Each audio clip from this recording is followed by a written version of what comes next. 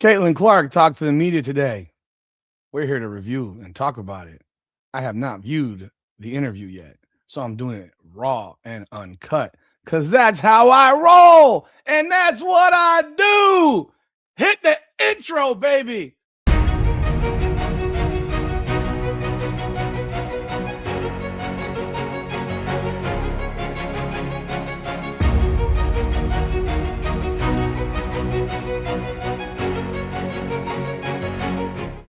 Welcome back, everyone, to another edition of Her Game, Her Way Women's Basketball, powered by Come On Now, the podcast.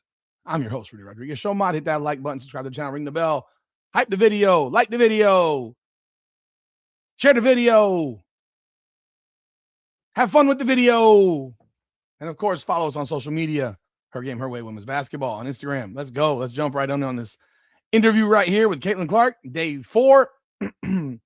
Let's go. Boom. Ba-boom, ba-boom, ba-boom. Let's go. Let's see what you got to say. I mean, first of all, I spent a lot of time here. I love Indianapolis. I'm a Midwest girl. I enjoy spending time here. A lot of people like to get away from the cold. I don't really mind it as much. And also, I have every resource I need. I can be on this court every single day. I can be in the weight room downstairs. Obviously, I have the athletic training staff, and then I have a lot of my own personal stuff in the city that I'm able to do and people have to have around.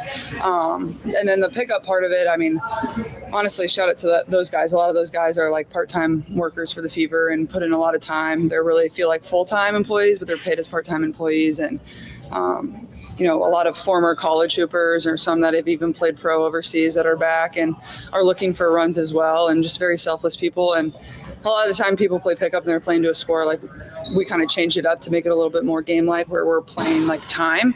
So kind of playing like to the first media timeout, or like a 6-minute game, a little bit more than a media timeout. So you can kind of feel obviously there's only so much you can do to replicate a real game. You're never going to fully get that, but doing everything we can to kind of replicate that. And then, we're playing like a certain amount of that. And then, tracking, obviously there's such great technology, like heart rates wise, and, a chip that can track like your accelerations and things like that. So I can kind of see that and then compare that to game data that we've had for my rookie year, and then the few games that I did play in my second year. And then even tracking that when I was at USA, it gives me a really good gauge of like, I'm not guessing, like I'm understanding like what the data is telling me, acceleration wise. And then I can kind of relate that to how my body's feeling, and then go from day to day of, do I want my load to be heavier? Do I want it to be a little bit lighter? Do I want it moderate? And then you can kind of stack those days from there. So really more than anything, like using data to kind of build my workouts and build my weeks, I think has been really helpful.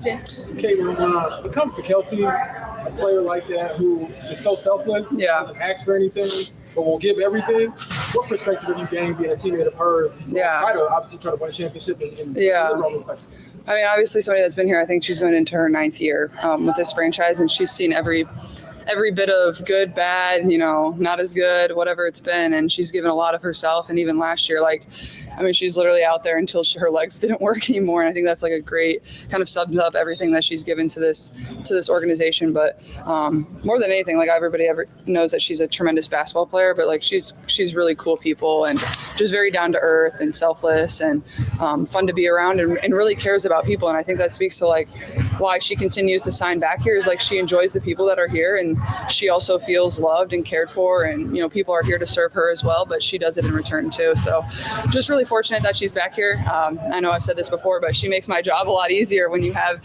somebody in the backcourt like that. I mean, I don't think there's nobody better in the league for me to play with. So just really fortunate and lucky. Say your kids. Hi. Good. How are you doing? Wow, that's high praise, man. High praise for Kelsey Mitchell, for Caitlin Clark. Big time, big time. We have all of our opinions, commentary that we give, about our thoughts of Kelsey Mitchell, a lot of it can be negative because we view what we view and we see it how we see it. Caitlin Clark seems to love Kelsey Mitchell. So, end of the day, it's all that matters.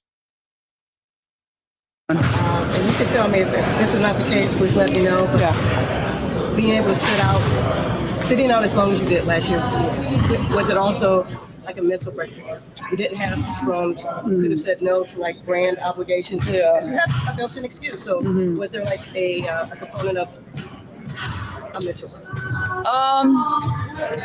Yes, in a way, but obviously, like, that was not what I wanted. I mean, I would sign up to do media every single day to be able to play and put my jersey on. And, this is part of the job, is getting to talk to you guys every day, and you all do a tremendous job as well. So I know it's part of the responsibility of what I get to do. I mean, there's always cameras in my face, so I'm pretty used to it at this point. But in a way, it was a little bit of a mental break, but at the same time, injury is really mentally taxing as well. Like, people don't always realize that, especially when you're at the point of trying to come back and trying to get over the hump of, like, trusting your body. That's the hardest part, is like, you've done everything you can, rehab wise, and to get back on the court. And then it's like the mental block of trusting your body and knowing you put the work in. So I feel like it's a little more mentally exhausting from that standpoint. Not you guys though. We're gonna have a yeah. We're gonna jump to the other side to Chloe. Give that side some time. I don't know if you guys have heard anything I've said, but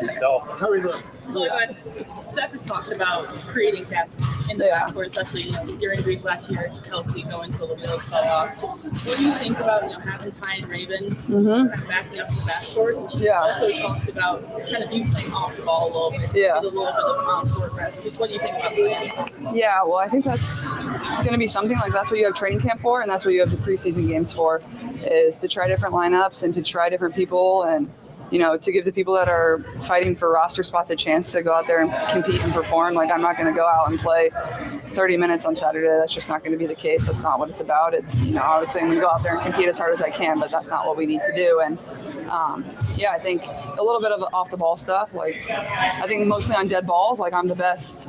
I think I'm the best transition player in the league. That's where I thrive. Everybody knows that's my game. So, getting the ball off of rebound or in transition, like, that's probably what I'm going to be the primary ball handler more than anything. And then, getting off the ball a little bit and catching your breath. Like, it is exhausting bringing the ball up 94 feet versus pressure every single time. So we certainly need to find somebody that can handle the ball a little bit and, give me a little bit of a break. And I think Raven and Ty and even other people through camp, Tori's done a great job. And, Kels does it a little bit. And even I think our 4s and 5s can do that. You saw AB do that a lot last year when we were really in trouble injury-wise. So I think there's a lot of different things that can give us a lot of different looks and just makes us harder to guard more than anything. There you go. Caitlin Clark has now confirmed that she will be off the ball. How much, we'll find out. But she's confirmed that she will be off the ball this season. I mean, she's even talking about having that Leah Boston dribble the ball up the basketball court. I mean, come on, man. Like, let's cut the shit. Let's cut the shit. I don't want to Leah Boston dribbling the ball up the basketball court. You can't dribble. Stop it.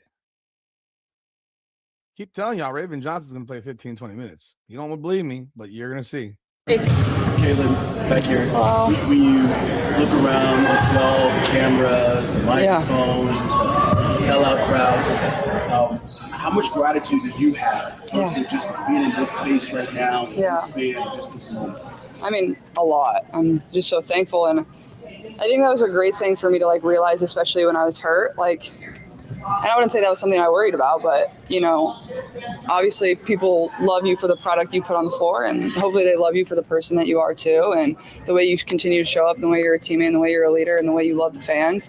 And so when I was hurt, I felt like that was something that was really humbling for me, and something I was super, super grateful for is, when I showed up to a game and I took as much time as I could to sign an autograph. Like, that might be the only bad thing about this year, is, like, I'm not going to have as much time to sign autographs when I'm preparing to actually play a game. So I'll still do my best that I can every single time we play. But I don't know if I'm going to be able to make all the rounds around the arena, but I think that was the thing, is, like, all these young kids and these young boys, young girls, and, even older fans as well, like, they're still showing up and screaming and cheering. And that's one, because obviously they love this team and they love all the players on this team, but two, they don't really care how many points I score. Like, they just, hopefully they love me as a person and obviously love me as a player. And even if I'm not out there being able to throw crazy passes or hit a long shot, like, they can still find a lot of joy in showing up and, getting to see somebody they idolize, and that can give them a little bit of hope. So I think that was probably the best thing for me, is a realization of, it's not all about the way you perform every single day. And, there's going to be some tough games this year. It's,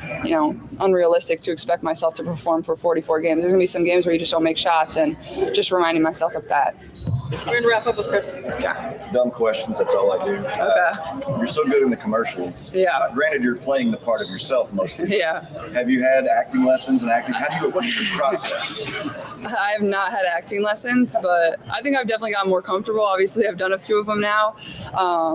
in the directors and, you know, obviously a lot of these brands that I work with, I've been with for quite some time now, like 2 to 3 to 4 years. So they make it pretty easy on me. I've shot a lot of stuff over the course of this off season. So I got some cool stuff coming. I think you guys will like it. But I think, like, especially when the commercials and the spots or whatever we're making is tailored to my personality, I think that's what makes it fun and people like it. But I love hearing when fans come up to me and they're like, we like this, we like that, and it makes it fun too. My favorite? I can't pick a favorite. They're all amazing.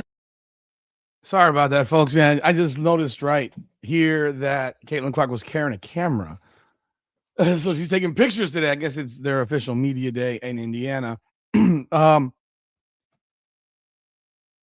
Typical Caitlin Clark interview. She expresses gratitude to the fans, expresses gratitude for this, gratitude for that. I mean, I think the praise of Kelsey Mitchell was pretty telling. So, and it's hard to fake that. It is hard to fake that. Like, if you don't like somebody, like, you can't fake it to that level. So I think her feelings of Kelsey Mitchell are genuine. You know, I think they're legitimately genuine feelings of Kelsey Mitchell, which is great. So it makes me rethink maybe Kelsey Mitchell will be back next year. Because if Caitlin Clark wants her back, Caitlin Clark will probably do whatever it takes to have her back, regardless of whatever the outcome is of this season. But I think the most telling thing was she's gonna be off the ball. And she said it. She says it's exhausting. I'm sure it is exhausting, Caitlin, but you did that job at Iowa for 4 years. And you played more minutes at Iowa than you're going to play, you know, this season. And so I know it's a higher level of basketball, but I don't know any point guard that doesn't want the ball. So it's almost as if she's been coached to say this, to build this, to create the expectation that she's going to be off the ball as if this is okay. It's not okay. It's not okay for your point guard when she's in the game to be off the ball. No, it will never be okay to have your point guard off the ball. I've never seen, you don't see teams in any sport who have an elite level point guard playing off the ball. It doesn't make sense. The point guard gets the offense moving. Now, again, I have said it. Expectation. Have expectations. Raven Johnson will play point guard a lot when Caitlin Clark is on the floor. It's reality. Caitlin Clark has got to get used to moving without the basketball. And I think that's one of the things that she doesn't do well and hasn't done well is because when she has the ball, she passes it, and she doesn't relocate. She doesn't move. She kind of stands where she is. You can watch her on film. It happens all the time. So if she's going to be off the ball, she has to move without the ball, not just stand still. She has to reposition, make herself an open shooter, make herself an open scorer. And I think that's the largest thing I could take from this. Not to mention, she mentioned she was there all summer, all fall. I mean, all winter. Working out, getting ready. I think that's great. I think that's great. But realistically, you better be prepared for her to be off the basketball. So that's all I got. Y'all let me know y'all thoughts in the comments. Like the video, subscribe to the channel, ring that bell. This is Her Game, Her Way Women's Basketball, powered by Come On Now, the podcast. Come on now.